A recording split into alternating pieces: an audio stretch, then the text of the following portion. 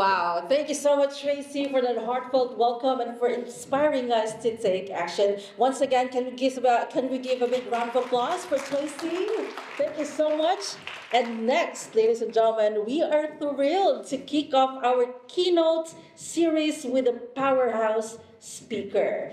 And of course, ladies and gentlemen, without further ado, Dr. Georgette Zinaty is not only an accomplished leader and researcher, but also a tireless advocate for diversity in the workplace. Her insights will set the tone for the rest of today's discussion. Ladies and gentlemen, please join me in giving a warm welcome to Dr. Georgette Zinaty.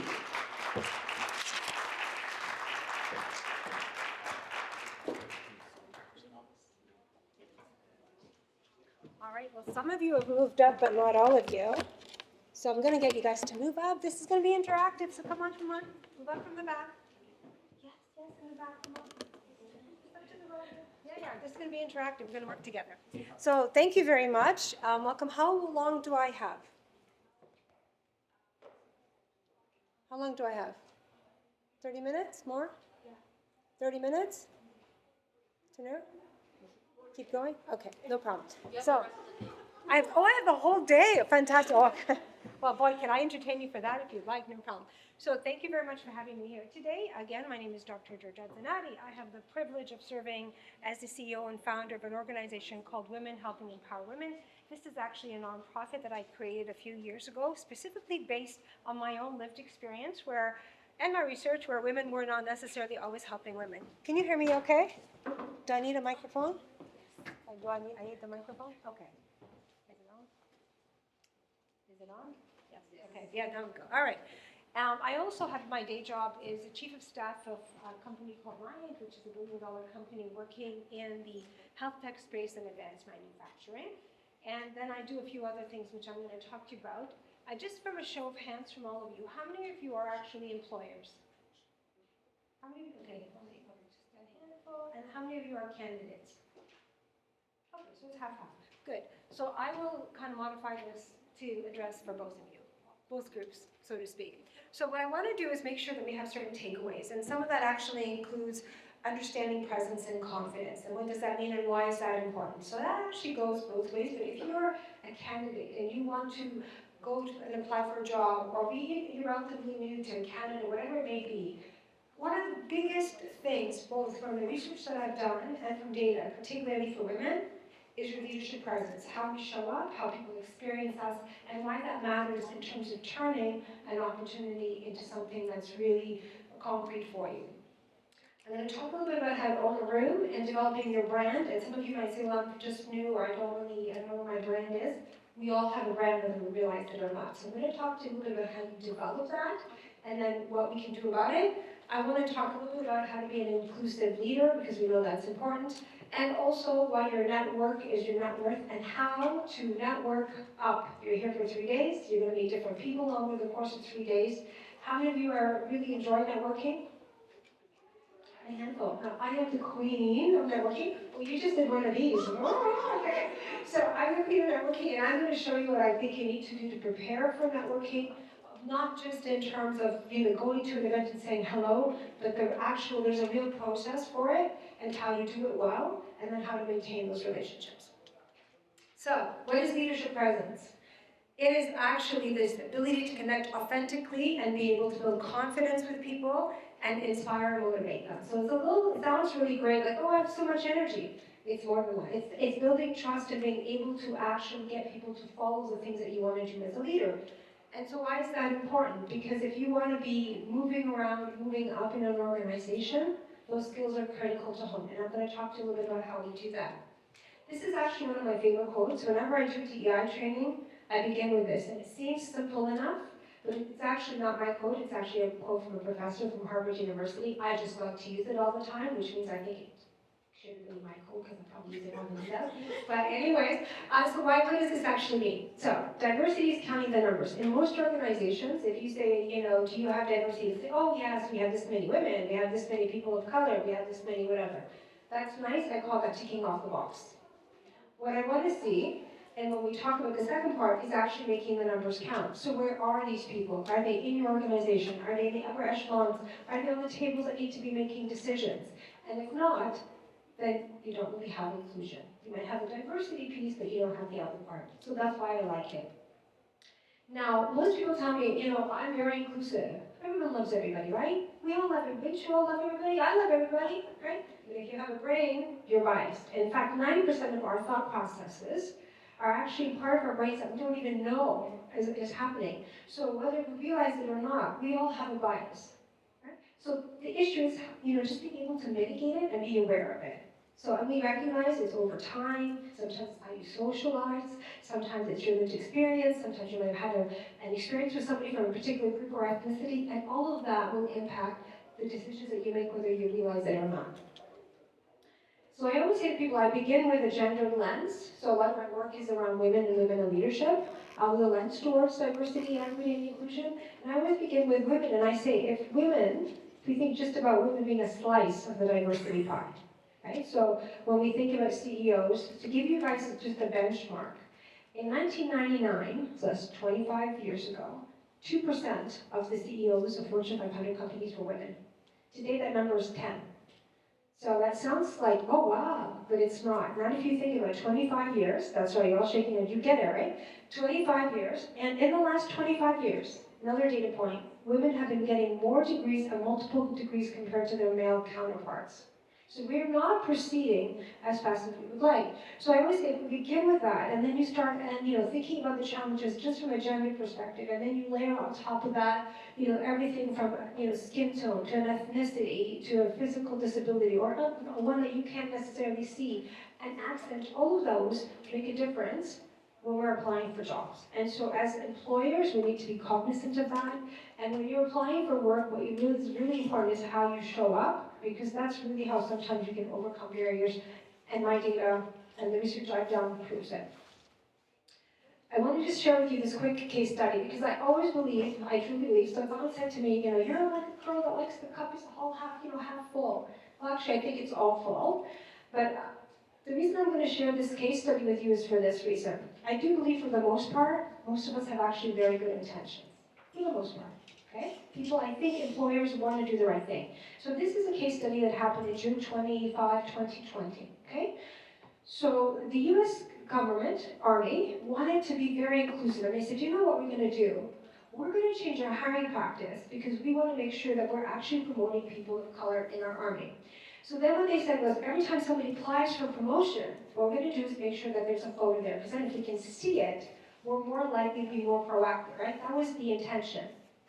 Fast forward a few years later, numbers aren't changing. So they bring in MIT, they bring in Harvard, they start looking at the data, and guess what? They, in 98.8% of the cases, had the photos not been there, 200 more African Americans would have been promoted between 1 to 4-star generals. Just let that sink in. So the intention was good, but the bias remained, and over 200 people lost out on promotion. So they ditched it. Hence the article. So we talk about diversity in workplaces, why it matters so much, and as you can see here, there's all sorts of stuff. There's data that actually proves, even if you have boards with women, more than 3. But here's the interesting number, it's got to be 3 on a board or more for the things to change, not less. Because 1, you're kind of the only person being the lone voice. 3 o'clock is the 3 o'clock. 3 people is the tipping point, and it makes such a difference. But we know that's the data. There's data to prove and talk about the importance of diversity. And I just want you to think, there's so many companies as well. If you Google companies that have very diverse leadership teams, they actually outperform globally. Part of that is perspective. It's being able to pick something up that nobody else sees. And so it's a really great way to think about why we need to double down on this. There's also the value of engagement. I just want to look at some of the numbers that are there and the cost when you have disengaged employees. So how do you get disengaged employees? Well, they don't feel included, they don't feel welcome, they don't feel like they see themselves in an organization. There's a huge cost to the company, right? What's also interesting is I've also seen some data that came out actually even as early as yesterday. I don't know if many of you saw this, but Walmart in the United States has decided to ditch their DEI. Ford has done that. Now why? So of course a lot of people were like right in there right after George Floyd, but the reality is the numbers have not changed and we're going back. So you can choose to disassemble these and say, well, it's not necessary, everyone's included, but remember 90% of what I said, if you have a brain, you have a bias. So if we're not actively continuing to keep this conversation, front and center, we are not going to make the changes we want to make. And we have to be advocates. Every one of us is an advocate.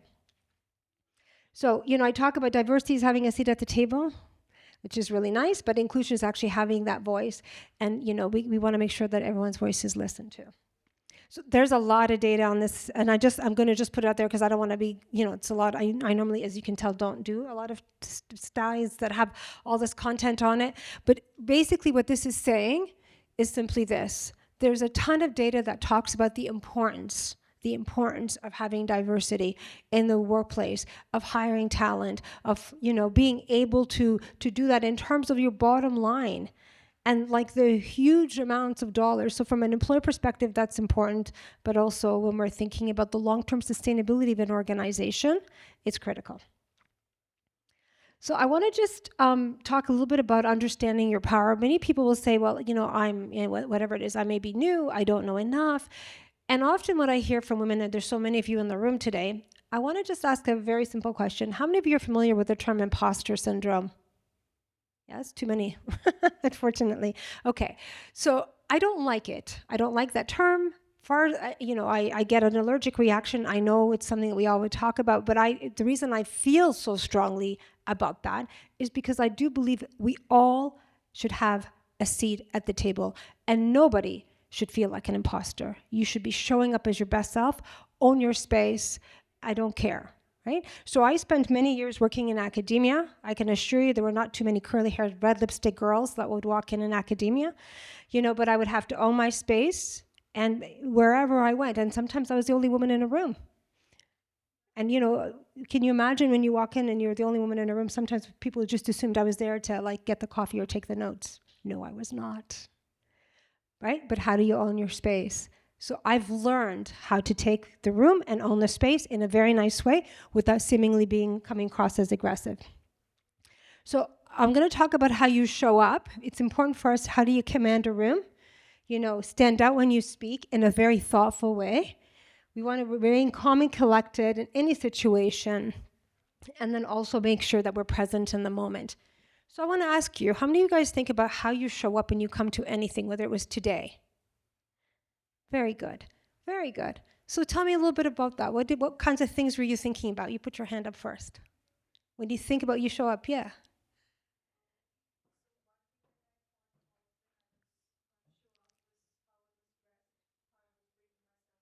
Yeah.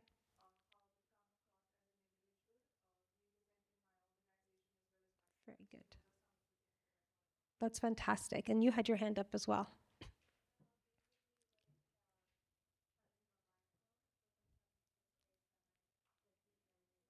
Yeah. Yeah. Yeah, I love it. I love it. So I'm going to talk to you about that. So it's really how you think. You guys were talking both about my mindset, right? So how we think before we show up to any event can propel us forward or hold us back. So if you come in and you think, oh my God, I'm going to be on stage, I'm like so nervous, blah, blah, you're going to feel that, right? But am I coming across as nervous? No, right? No. Right? Because in my head, I'm like, I'm going to own this. I love this. I know my content. I'm so excited. I want to make sure you guys walk away with something meaningful.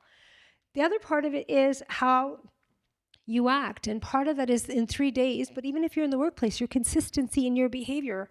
So if you're an employer or an employee, people want to know, are you consistent? Do you follow through on the things that you say? Do you take ownership of the work that you do? What you say. So there's your words, and then there's your body language. So I always use this example, and I need you all to pay attention. Let me know what you think. So if I said to you all, I'm so happy to be here today, or if I said, I'm so happy to be here today, which was better, 1 or 2?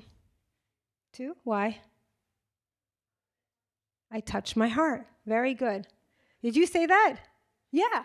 See, so it's interesting, and the reason it seems simple enough, but even if you're on a Zoom call, you know, we don't watch ourselves on camera, but even if you're on a Zoom call and you're having the conversation, just a little bit, you smile. I'll tell people, smile. Like, I know it's a mean, but smile.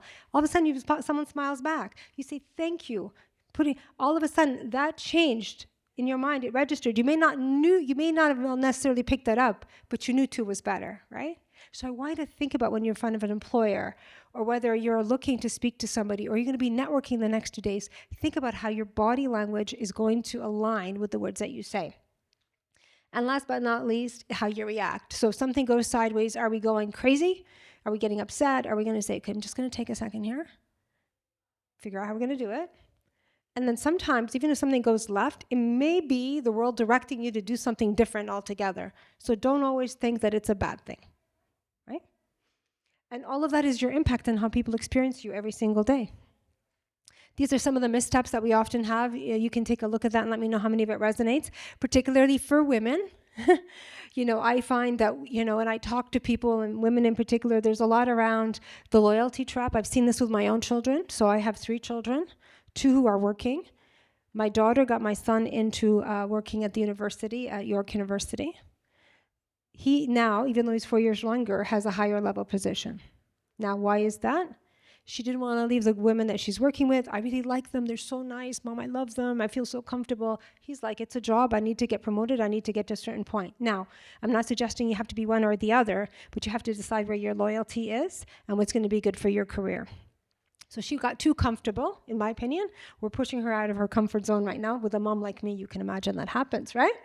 Yeah, so our dancing with self-doubt, right? How many times have we thought about something, you see a job, you think, I don't know if I have all the qualifications, and you might not want to apply for it. So I know there's a statistic that everybody knows, you know, how many of you have heard the statistic where men apply for 60% and women apply for 90%? Okay, some of you, right. So it's not just that. That's at face value. But let me do a deeper dive into that, and I'm going to tell you why this is really important, especially for women. So we are, when I mentioned earlier, 2%, 10% CEOs of Fortune 500 companies, right? Now, we can say institutional bias, we can say all sorts of stuff, but we have a role to play in that, and I'm going to tell you why. If it is in fact true, according to this Harvard study, which I think it is, because I've seen it, that women apply when they have 90% and men are applying at 60%, what's happening in our mindset? A guy's looking at that job and going, I have more than half, I'm good, right? A woman's looking at that going, I don't have everything. They're not going to look at me. So what's happening? Our growth is like micro. We're taking baby steps in our growth and in our salaries, because you're not going to do leaps and feet, right? It's micro. If you're looking at a 40% growth in what you're taking on, of course you're going to grow as an individual, your skills, and salary. So what is the worst that's going to happen if you apply for a job that you don't think you have all the skills for? Nothing. That's right. I said, yeah, exactly. That's the story you need to tell yourself. You don't put yourself out there, you're not going to get it. So what you need to be thinking about is, I'm going to try. I'm going to make sure I position myself well. Think about the words you're going to use in a resume and the things that you're going to explain, which I'm going to be doing a workshop in a couple of days with you. I hope I see you all there. And we're going to talk about how we strengthen that. But that is going to make a difference in terms of where you go. So this is what we call the imposter syndrome. It's that negative chatter. I don't know if I'm good enough. I don't know if they'll look at me. Maybe I won't get a job. Maybe they didn't call me back. So what? So what? If you don't put yourself out there, you're not going to know. Right? So I always say the worst that can happen is someone says no. And a no could be a maybe, and a maybe could be a yes. Unless you're my children, and a no is a no. But other than that, anything could be possible, right? So let's not limit ourselves and, think about the shame and the criticism that we can do. We talk about confidence. This is one of the biggest sort of spaces for women where we don't necessarily, we're not sure we show, and we minimize. I've seen women minimize themselves, even on a screen. And what I'm saying to you is, stop that. If you're on a Zoom call, record yourself. I want you to think about the language that you use. I guarantee you, I've seen this with women, and I coach a lot. I coach a ton of people. One of the things that often happens when people speak, I bet you don't know how many times you say, you record yourself and you're going to go, I can't believe I did that so much. The reason that's important is it minimizes your power when you're speaking. So I wanted to think about me speaking up here, and imagine if every 2 other words was like, yeah, so like, so my research, was like, imagine how in your head, remember like it was this, that would be the same. It minimizes your authority and your ability. So record yourself, watch your body language, watch the words you use, so the next time you're on a phone call or in an interview, whatever it may be, it is critical to take that out. And I just put little stickers. I put little stickers on my, my laptop, and it says, minimize this, slow down, smile more, all of these things to help me get to the next level. So we actually have 60,000 thoughts a day, plus, this is research. And a lot of it tend to be negative. So we have that negative self-talk. So this is what I'm saying. We need to talk ourselves out of it. The best way to overcome imposter syndrome is, how many of you guys have, like a little book, or how many of you journal? Anybody? Very good. Now, how many of you guys put positive things in your journal? I did this today. I did this today. Okay, just like a handful of you. So the reason that's important is because when you're having a really crappy day, it's very hard to remember that you're worth it, number one. Number two, if you go to an interview and someone says, tell me about something really great, you may not remember something complicated that you achieved, but if you've got it in the back of that notebook, which I do, then you think, oh yeah, this was a really great opportunity. Let me give you an example of where I was really successful, or it's something that was really challenging that I did 6 months ago or a year ago. Or even if you're in a job and you want to do your review, you'd be surprised at things that you forget over a year, right? What we keep, what we retain, and what we don't. I tell people use social media mindfully. What I mean by that is how many of you guys have Facebook? I like to call it fake book. Why? I mean, who posts anything terrible on social media? It's like, look at this fabulous meal. Oh, I'm so excited to present, right? This is what we do now, correct? So take it with a grain of salt. No one's putting their all the terrible things that they're dealing with out there anymore. It's all very filtered. So if you see someone doing better, that's great, good for them, but don't let that minimize your own self-worth. The other part of this is you have to visualize your goals. How many of you have a plan for where you want to be in the next 18 months to 2 years? Okay, fantastic. How are you getting there? How are you getting there? The lady in the white shirt. Yeah.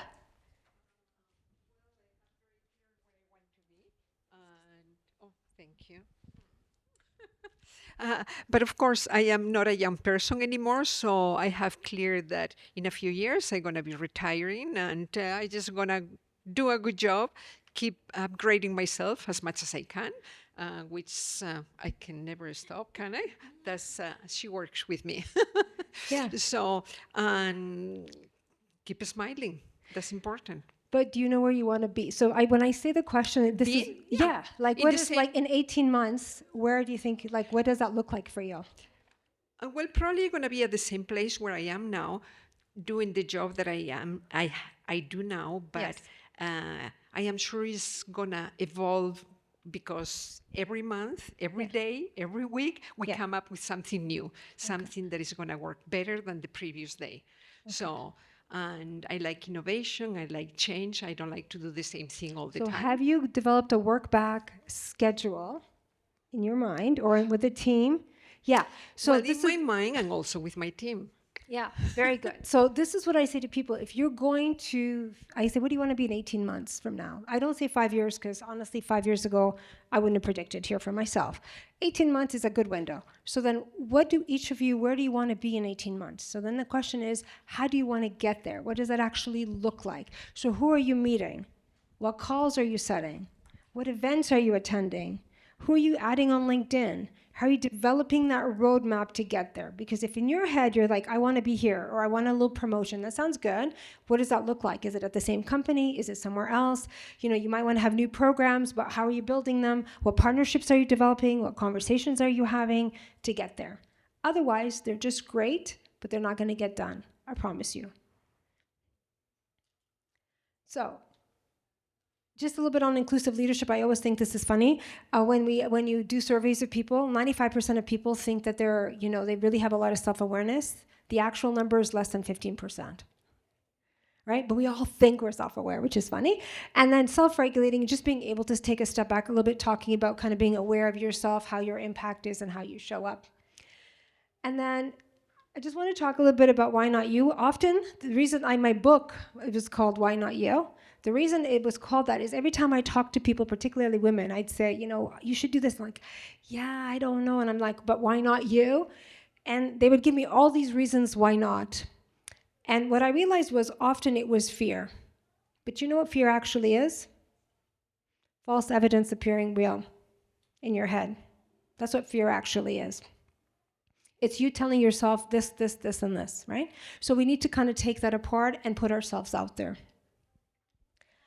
So I want to shift a little bit in terms of how we show up, all of that. You mentioned that as well. How much do you think you're judged by what you look versus by what you say? First impression. Give me a number. Somebody throw a number out. 50, 50, 50. Okay. Somebody else? 70, 30? Close. 7% and 93. This is based on research. Okay? So the first impression that you make when you walk in, it's a lot about how you look. And what I mean by that is the following. 7% is verbal, so the things that you say. 38 is your voice. So is it squeaky? Is it up? Is it down? Is it like hi, hi, hi, right? Do you want the powerful voice, right? And then last but not least is visual. So what that means is I'm not suggesting you show up in a Chanel suit. No. I'm just saying that when you are going, they want to make sure that when you're making that first impression, you look like you took the time. Your hair is combed. You'd be surprised. I mean, I remember there was a thing that was trending, oh my gosh, maybe about a month ago. I don't know if anybody saw it, but it was this whole question about this young man doing an interview with a baseball cap and a t-shirt. And it was like, is this okay? And I'm thinking, no, actually. And for me, it was not. But they're like, well, it's a startup. Irrelevant. It's disrespectful. I want to see your face. And so my son, when he does interviews, and he's done some online, it's like you wear a nice shirt, even if you're in your bedroom with a camera on, your room needs to be cleaned or blur the back, and you need to look like you're going for a proper job interview because you're going to be representing that brand regardless of whether you're in a cubby or external. And that's what they want to see. So I'm going to talk a little bit about communication habits. I mentioned this a little bit earlier, but I want to just, we over-apologize. How many times do you think you've started with, I'm really sorry, but can I ask a question? Yes. No, don't do that. You're not really sorry, are you? No. So you're just going to knock on the door and go, do you have a minute? And then you can ask your question, right? We're going to talk about the soft verbs, the modifiers, the ums, the ahs, the likes, the so. The other is really kind of the filler words, very similar. And last but not least, the disqualifiers. What I mean by that is the following. This might be a really stupid idea, but, and then we begin. How many of you guys have ever done that? Stop it. Stop it. Right? This is how we begin. We disclaim. You just disclaimed this brilliant idea that you just had. This might be silly. I don't know if this is right. I'm not sure if this is a good question to ask. Why would you begin that way? If you're thinking it, I guarantee you there's at least a few other people thinking the exact same thing, right?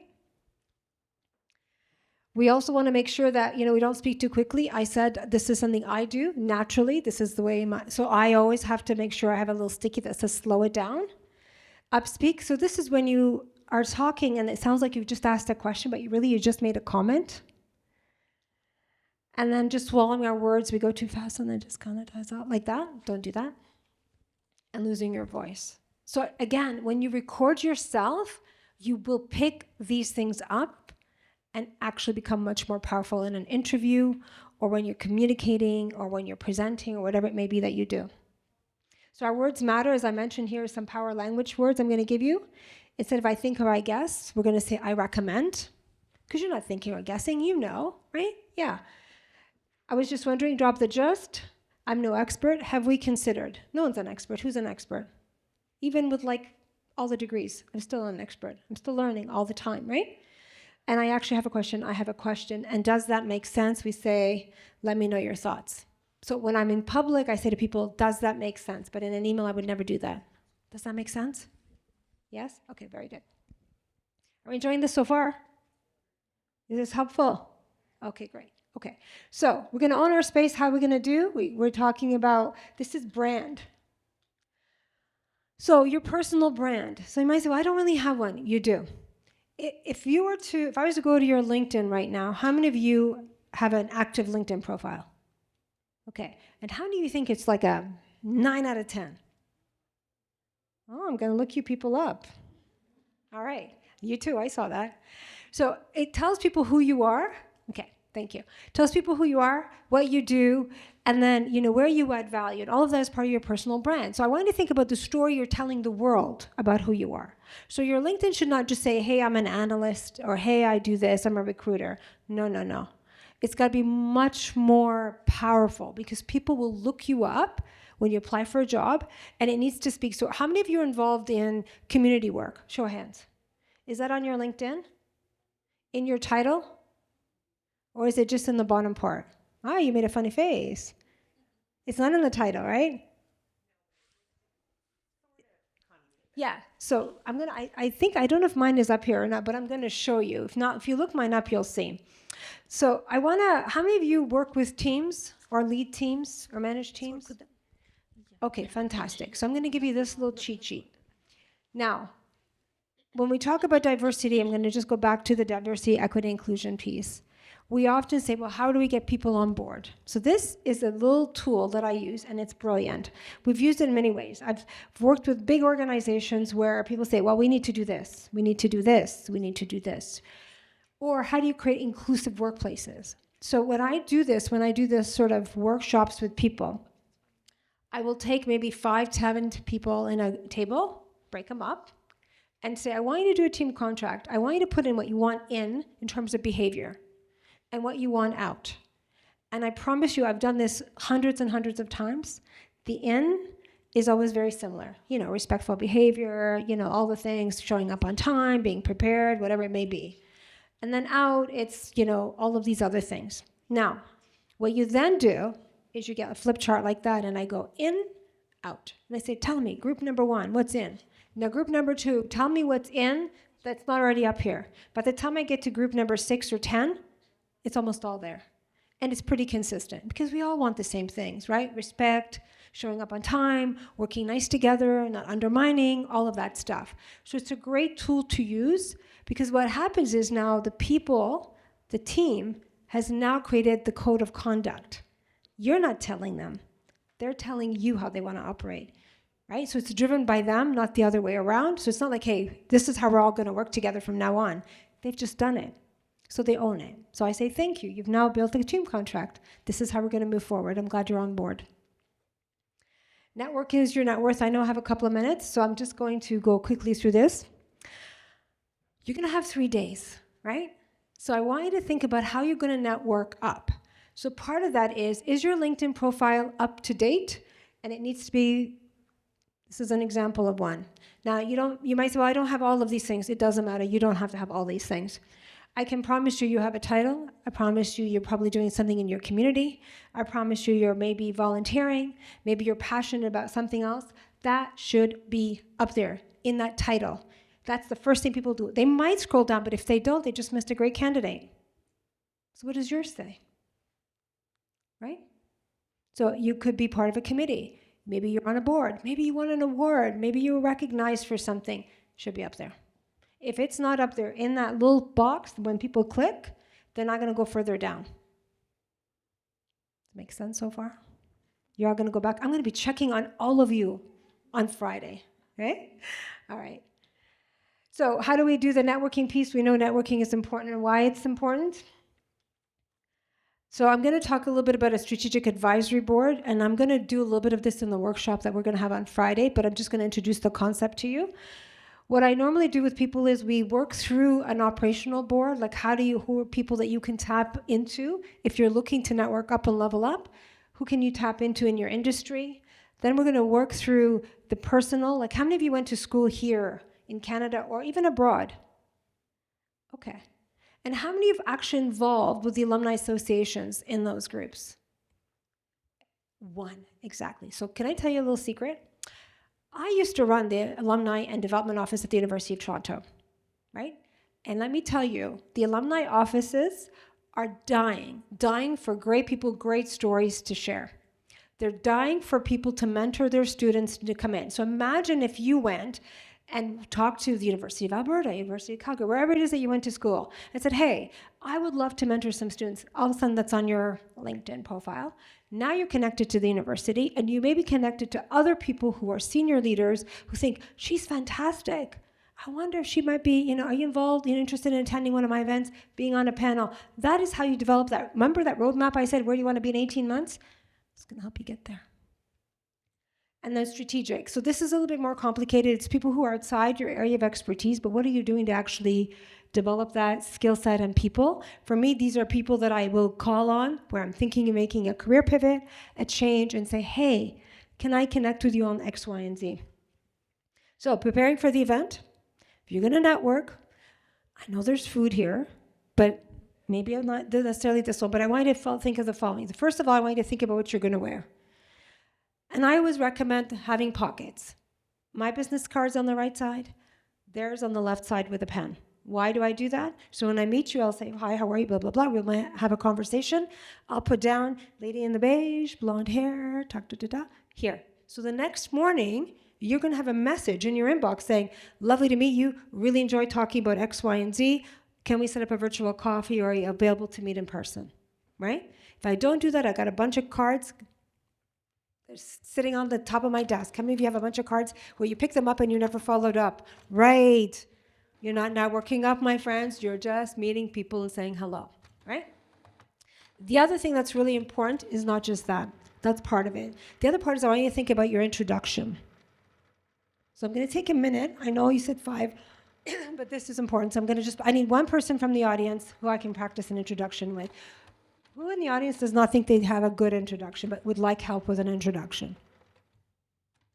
Somebody. Do you want to come up? Okay, come, lady in the red. Come on up, my friend. We're going to practice this live. Okay, very good. Yeah, come on up. So hello. Okay, so what we're going to do, thank you for that. So what I want to do is I want to show you how we do a proper introduction, okay? So we're meeting an event, and I go, hi, I'm Dr. Georgette Zinaty, and you're going to say? Hello, I'm Juliet. Okay, that's it. And what do you do, Juliet? Oh, I'm Juliet. I'm a CA at TD Bank. Okay, that's it. Keep going. What are you doing at TD Bank? I said I'm a CA, a Customer Experience Associate at TD Bank. Okay, Yeah. so you're a little nervous, I know. So here's what we're going to do, right? So here I am. I'm this person with this massive network that can help you. So you're going to say, my name is Juliet. Yeah. And I'm going to say, what do you do? So you just gave me a title, but what do you really do? What do I really? Yeah. Okay. What's your job? What's my job? Okay, I'm a Customer Experience Associate at TD Bank. I relate with the customers every day, provide solutions to their needs. So basically, I'm in the customer-facing role. You're in a customer-facing role, so you should provide solutions. That's right. So hang on, we're not done. But I love your enthusiasm, just going to say. Okay, so part of what you just described is you're critical to the bank's mission, correct? You're critical to the bank's mission in terms of customer experience, retention, and what? And does that result in ROI internal and bringing in more clients? Not just the customer service facing role. I interact with the clients every day, provide their basic transactions for them, and then refer their businesses to IR advisors. Did I just not say she's referring and creating ROI for the business? But you just said it like you just described it as operational. And what did I say? What did I say? Is this being recorded? Yes. Give this back to her so she can, So you're going to say, my name is so-and-so, and if someone says, what do? You are just going to give me a title. Okay. You're going to say that I am a critical part of this bank. My role is to engage with, as a network-facing role, engaging with our key clients and customers, and I help ensure retention and increase business and profitability. Correct? Would you not be doing that if she wasn't? Which sounds better when you meet somebody? 1 or 2? Yeah, right? Okay. So do you understand that? Now, are you involved in any committees or any volunteer work? No, I'm not. Okay. But if you were, you could say, I'm also doing X, Y, and Z, right? And how long have you been with the bank? I've been just 5 months. Okay, so you're new. I'm new. And you're loving it. Yes. Okay, and that's what I would say. So I'm new, I have 5 months, I'm loving it, and I'm looking forward to building my career. Then you say, what do you do? And you ask me, what do you do? Right? Got it? Good. Practicing? Yes. Was that fun? Sure. Okay, no, sure. Thank you. All right, you're welcome. Thank All you. right, bye. All right. So do you see the difference? Right. Yeah, I know. She didn't do a bad job at the beginning, but do you see the difference in terms of how you position yourself when you network up? So I share this. Okay, I have 5 minutes left. Okay, thank you. So I share this because, a few years ago I was invited to a very important dinner, and I remember thinking, gosh, how am I gonna? It was all men. I was the only woman. We're talking a chancellor of a university, a federal minister, all of that, like that level. I thought, well, how am I gonna introduce myself to these men? So the first thing I did, and this is what I talk about networking up, there was about 20, 25 people on the list. I looked every one of those guys up. Not just who they were, but I had in my head a piece of information about each one of them and how I was going to engage in them in conversation, right? So I was more prepared than they were, because they didn't know. Do you think they looked me up? Probably not, but they did after that event, for sure. So that's one thing I did. The second thing I thought, well, how am I going to introduce myself? So I wanted to be a little cheeky and not take myself super, super seriously. So I meet people and they say, oh, hi, how are you? And I say, your name, and I'm Dr. Georgette Zinaty. And they say, what do you do? That's the first question, right? People say, what do you do, right? So I said, do you want my day job, my part-time job, or my side hustle? And I would get the giggle. So I would say my day job is, and I had, I was executive vice president at the time of a company. That's my day job. Part-time, I run a nonprofit called Women Helping Empower Women. I teach at Rotman. I teach at Western University. I sit on a number of boards that support startups for women in the BIPOC community, published in Forbes, and done a couple of TEDx talks. 15 seconds, not even. What do you do? Right? So then they giggle, right? Like, whoa. So it wasn't meant to be braggy, just to be clear. Those are all things. It's owning my space and my accomplishments, by the way, because, I remember somebody saying, oh, is that a little braggy? I said, no. I'll tell you why I don't think it's braggy. I did all of that while working full-time and raising a family, thanks to my lovely husband right here. Yeah, he gets a big round of applause for that. That's right. So the reason I say that is I also just gave that person across from me multiple points of entry to engage, to say, oh, tell me a little bit about ramen. Tell me about your nonprofit. Right? Tell me about the job that you're doing. But if all I said was, hi, I'm a customer service person, that's it, right? Then what? Right? Then what? So I want you to think about the different things that are going to be in that thing I showed you and how you're going to introduce yourself with different points of entry so someone can actually engage with you and ask you an interesting question about who you are. And then you're going to continue that conversation. So in case you're nervous about networking, guess what? So is most people. And as I mentioned, you want to go prepared, business cards, dress well. And one more thing, eat before you go. Now, maybe not at this event, I get it, but I'm going to tell you, an egg roll or a quiche is not going to change your life. It's not. The reason you can think, but Georgette, I'm going to this reception, I want to eat. Yes, I know you want to eat, but here's the thing. Imagine you got the drink in your hand, your juice or whatever, you got your food, you got grease, your lipstick doesn't look the way it was looking before, and you're like, oh, hi, just a sec, right? Nah. Do the networking, get all out of the way, then go have the buffet as much as you want. I promise you, the spring roll, the egg roll, the quiche, whatever it is, the slider, it's not going to get you the job. Okay. So, and I mentioned following up. So it's really important for you to follow up the next day. Thank you so much. It was lovely to meet with you. I really enjoyed our conversation. Would you be open for a 15-minute Zoom or a phone call? I say 15 because no one's going to say yes to 30 or 40 minutes or an hour. 15 minutes, I promise you 15 will be more than 15. Just get your foot on the door and then don't worry about it. Okay? And then, we talked about the introduction just now. And the last thing I want to just share with you, this is a quote, but the last thing I want to share with you is if you are going to be networking, remember I mentioned body language? One more little trick, people. Are you watching? All eyes up here? Not on your phones? Yeah. That's right. You know what? The feet don't lie. Do you know what that means? So if you're ever at an event and there are people talking to you, Charles, come on up for a second.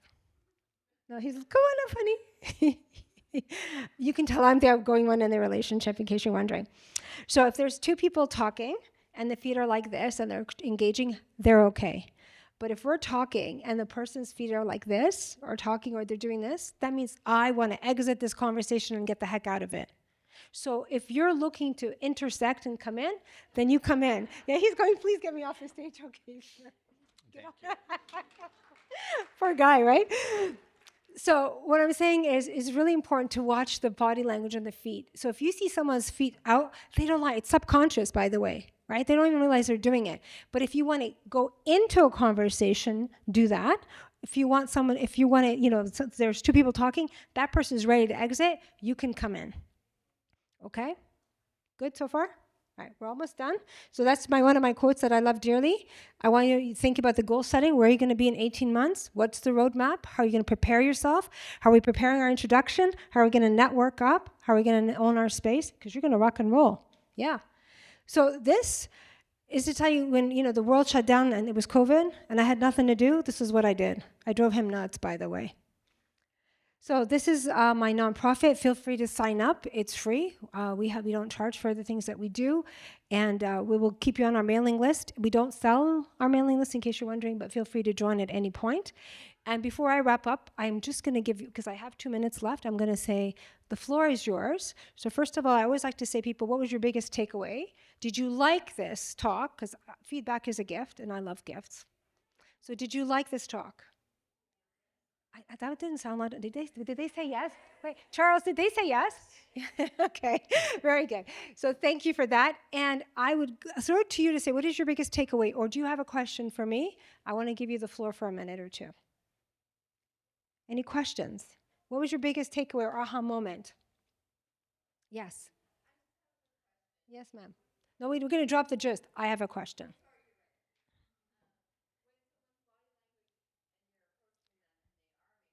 Yeah. I would end the conversation because they've already decided that they're, yeah, so you might just say, you probably want to mingle with other people. I would do it politely. I'd say you might want to mingle with other people, but can I have your card and can we set up a Zoom? That's how I would do it. Yeah. Yes.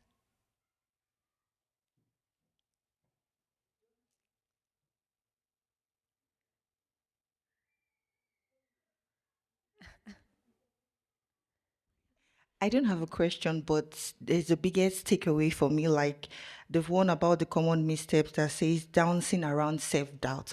I always dance around self-doubt and always feel like, oh, I can't do this. Even when I got the job and I applied for it, I felt, okay, I won't be able to do that going into the banking industry, something. Yeah. So I always self-doubt myself even before I go into it, and that's always been my weak point. So that's one good takeout for me today. Never self-doubt myself. No self-doubt. We can do it. Of course you can. And the thing is, I remember that slide at the beginning with how you show up. So if you're showing up with self-doubt, even if you're feeling it, people will feel that energy. So it's important to, do your power stance and own the room. Yeah. Thank you. Thank you. And thank you for being my little guinea pig up here. Appreciate it. Okay, so with that, one more, yes. So how to be confident without being aggressive? Yeah, so, being confident is not about being aggressive. So aggressive is, again, actually the language we use. So I'll give you an example. Like, sometimes when I speak to people, and I deal with a lot of CEOs or senior men, or even women for that matter, say, no, we need to do it this way. And you're like, no, I don't want to do it that way. That sounds aggressive, right? But here's what I say. And I smile because I say body language and I do the smile and I say, can I give you a slightly different perspective on that? Right? And then I'll tell you and then is someone going to say no to that? They'll go, okay, go ahead. And I'll say, so have we considered? Have we thought about this? So part of that comes from knowing that I know what I'm doing. I spent 30 years at the University of Toronto. Let me tell you, when you deal with academics, and I did not have all my credentials at the time, having to convince them that my way was the way that we needed to go. So they would say sometimes no to something, but if I knew in my gut I was right, I'd go back, but I'd retool. So I wasn't saying, well, I want to go back to what I said, this is how we should. No. I'd go, can I give you a different perspective? So I thought about what you said, took that away, slept on it, and I've got a couple of other ideas. Do you have 5 minutes? I just want to walk you through something. We considered this, the ramifications of this, blah, blah, blah.